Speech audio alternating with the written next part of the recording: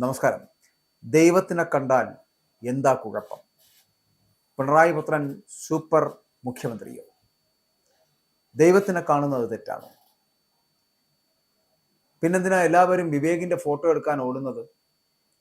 എന്നിട്ട് ഫോട്ടോ എടുത്ത ആളിനെ പോലീസ് സ്റ്റേഷനിൽ എത്തിക്കുന്നത്? ഇങ്ങനെയൊക്കെ ചോദിച്ചാൽ നമ്മൾ പെട്ടുപോകും. ആരായി വിവേക്?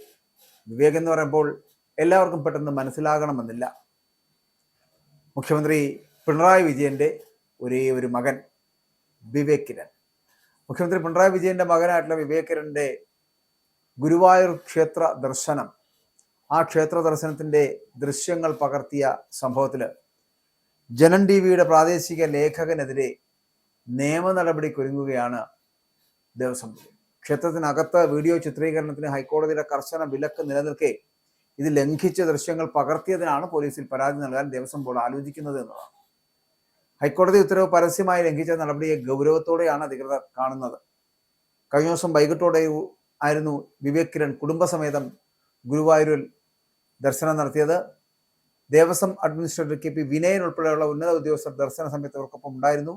സാധാരണഗതിയിൽ ഈ VIP ദർശനങ്ങൾ ഉണ്ടാകുമ്പോൾ മാധ്യമ പ്രവർത്തകരെ ദേവസ്വം ബോർഡ് മുൻകൂടി അറിയിക്കാറുണ്ട് എങ്കിലും വിവേക് കിരണിന്റെ സന്ദർശനം തികച്ചും സ്വകാര്യമായിരുന്നു.